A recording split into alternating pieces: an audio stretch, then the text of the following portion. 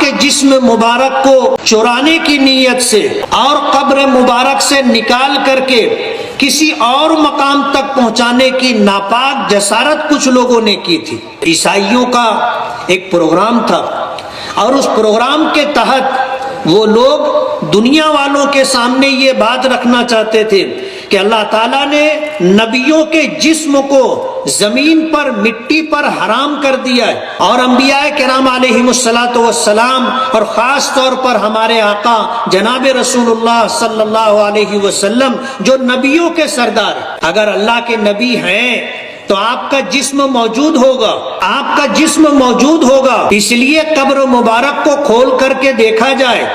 اگر آپ کا جسم ہوگا تو آپ اللہ کے نبی ہیں، اور اگر آپ کا جسم نہیں ہوگا تو آپ اللہ کے نبی نہیں تھے۔ یہ پروگرام اور سازش عیسائیوں نے رچی تھی، اور انہوں نے 2 آدمیوں کو مدینہ منورہ بھیجا تھا جن کو یہ پروگرام دیا گیا تھا کہ قبر مبارک سے آپ کے جسم مبارک کو نکال کر کے کسی نامعلوم مقام تک پہنچا دیا جائے۔ یہ 2 شخص مدینہ منورہ آئے اور روضہ مبارک کے قریب انہوں نے ایک مکان کرائے سے لیا، اور مکان کرائے سے لے کر کے وہاں رہنے لگے۔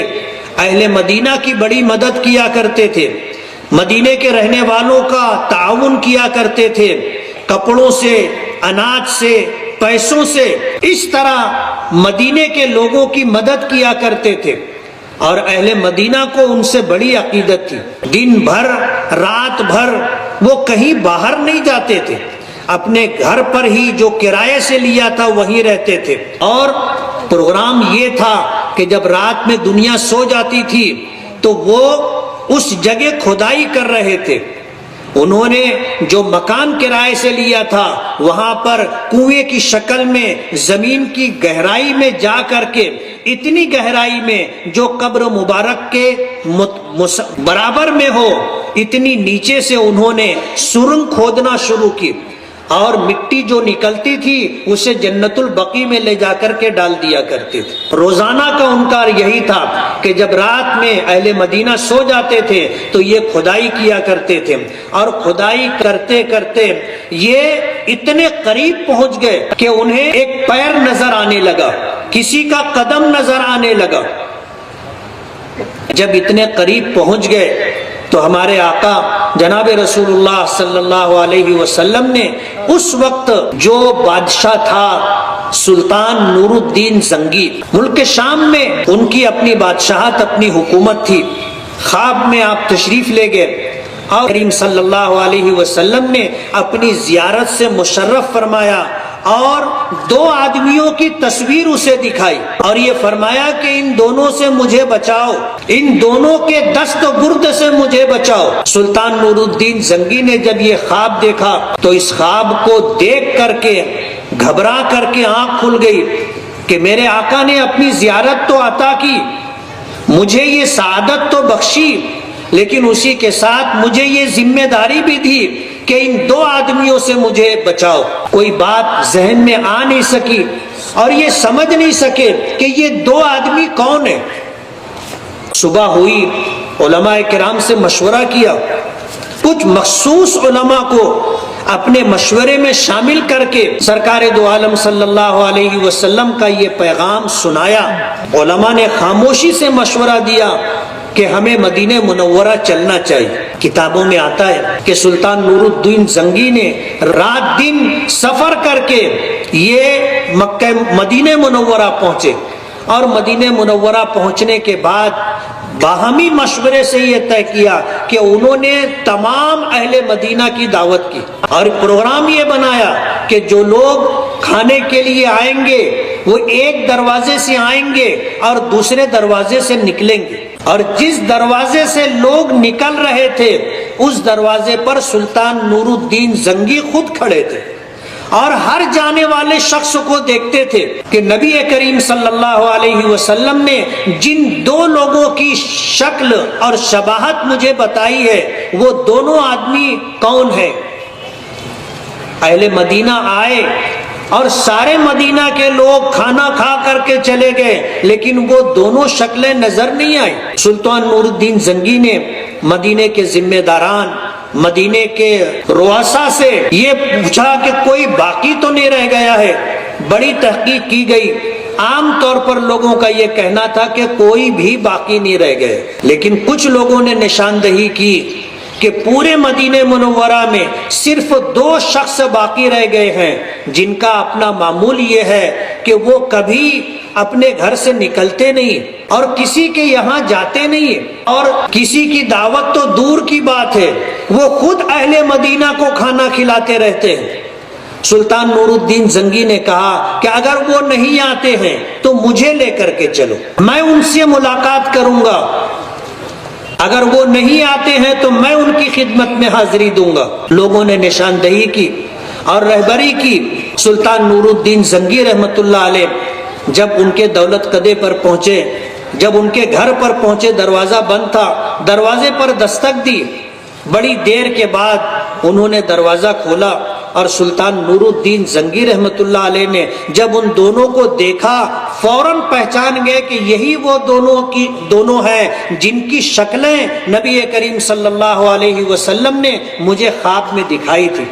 حیران ہو گئے کہ یہ 2 آدمی اہل مدینہ میں اتنے مقبول کہ پورا مدینہ جن کی تعریف کر رہا ہے کہ یہ اہل مدینہ کی مدد کرتے ہیں، ننگوں کو کپڑا پہناتے ہیں، بھوکوں کو کھانا کھلاتے ہیں، اہل مدینہ منورہ آنے والوں کی مہمان نوازی کرتے ہیں اور ہر ایک کے ساتھ حسن سلوک سے پیش آتے ہیں، اور پورا مدینہ ان سے خوش اور مطمئن ہے. لیکن میرے آقا نے ان کے بارے میں یہ بات کہی ہے کہ ان دونوں سے مجھے بچایا جائے. وہ دونوں کو گرفتار کر لیا گیا. اہل مدینہ میں شور مچ گیا کہ یہ دونوں، ان کا کیا قصور ہے؟ انہوں نے تو ہمیشہ اہل مدینہ کی مدد کی ہے اور کبھی کسی کو نقصان نہیں پہنچایا. آج سلطان نور الدین زنگی نے ان کو گرفتار کیا ہے تو گرفتاری کی وجہ کیا ہے، سبب کیا ہے؟ ہر ایک کو جستجو تھی.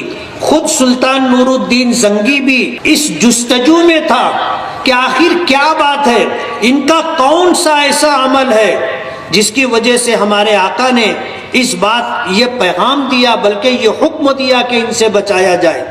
ان کے گھر میں جہاں وہ رہتے تھے وہاں زمین پر چادر بچھی ہوئی تھی، اسے اٹھایا گیا.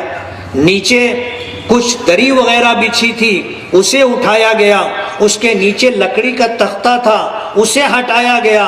تو وہاں پر جو ہے پھر سرنگ نظر آئی. اور پھر سلطان نور الدین زنگی اور کچھ علماء جب نیچے اترے، کچھ اہل مدینہ بھی ان کے ساتھ تھے، تو یہ سرنگ قبر مبارک کی طرف بڑھتی جا رہی تھی. تاریخ میں یہ بات آتی ہے کہ جو لوگ اس وقت سرنگ میں اتر کر کے گئے تھے وہ قبر مبارک کے اتنے قریب پہنچ گئے تھے کہ انہیں کسی کے 2 قدم نظر آ رہے تھے. تحقیق کی گئی تو علماء نے نشاندہی کی کہ یہ دونوں قدم حضرت عمر فاروق رضی اللہ تعالیٰ عنہ کے.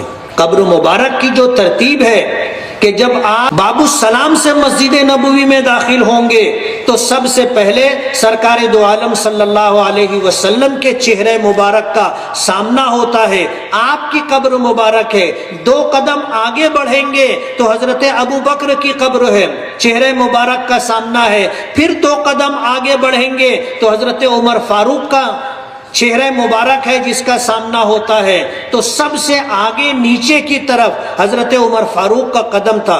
یہ عیسائی سرنگ کھودتے اس مقام تک پہنچ گئے تھے کہ حضرت عمر فاروق رضی اللہ تعالیٰ عنہ کا قدم نظر آنے لگا تھا. تب اہل مدینہ کو پتہ چلا، جب ان دونوں پر سختی کی گئی تو ان دونوں نے اس بات کا اظہار کیا اور اس راز کو انہوں نے واضح کیا کہ نصارہ نے، بادشاہوں نے ہمیں بڑا مال و بڑی دولت اور مال کا لالچ دے کر یہ پروگرام دیا تھا کہ ہم اس طرح سرکار دو عالم صلی اللہ علیہ وسلم کے جسم مبارک کو نکال کر کے لے جائیں اور بعد میں پھر مسلمانوں میں یہ شور پیدا کیا جائے کہ اگر آپ کے نبی واقعی اللہ کے نبی تھے تو قبر مبارک میں ان کا جسم موجود ہونا چاہیے. اگر جسم مبارک نکال کر لے جایا گیا ہوتا اور وہ اپنی سازش میں کامیاب ہو گئے ہوتے تو آپ اندازہ کرو کہ نبی کریم صلی اللہ علیہ وسلم کی قبر مبارک میں کیا ملتا اور قیامت تک دنیا شکوک و شبہات میں رہتی کہ اگر آپ اللہ کے نبی تھے تو آپ کا جسم مبارک کہاں ہے؟ لیکن ظاہر بات ہے انہم یکیدون کیدا واکید کیدا، اللہ پاک کا ارشاد ہے کہ یہ مشرکین اور نافرمان، یہ کافرین، یہ مکر اور فریب کرتے ہیں اور اللہ تعالیٰ تدبیر فرماتے ہیں۔ یہ اللہ کی تدبیر تھی۔ سبب کے درجے میں اللہ تعالیٰ نے سلطان نور الدین زنگی کو یہ سعادت عطا کی تھی کہ انہوں نے نبی کریم صلی اللہ علیہ وسلم کے جسم مبارک کی حفاظت کے لیے جو ذمہ داری اللہ نے دی تھی اسے پوری کی۔ تاریخ میں آتا ہے کہ پھر سلطان نور الدین زنگی نے آپ کی اور آپ کے دونوں ساتھی حضرت ابو بکر اور حضرت عمر، ان تینوں صحابہ، ان تینوں مبارک ہستیوں کی قبروں کے ارد گرد اتنی گہری کھدائی کی کہ زمین سے پانی نکلنے لگا، اور پھر اس جو کھدائی تھی اسے شیشے سے بھر دیا گیا تاکہ قیامت تک کوئی بھی ناپاک شخص زمین کے نیچے سے آپ کے جسم مبارک تک نہ پہنچ سکے۔ اور پھر اس کے بعد دیواروں کے ذریعے سے آپ کی قبر مبارک کو گھیر دیا گیا۔ یہ زمین کا یہ ٹکڑا جو قیامت تک آپ کو اپنی گود میں لیے ہوئے ہے، کبھی بھی کسی ناپاک شخص کی سازش کامیاب نہیں ہو سکتی کہ زمین کے اس ٹکڑے کو آپ کے جسم مبارک سے محروم کر دے۔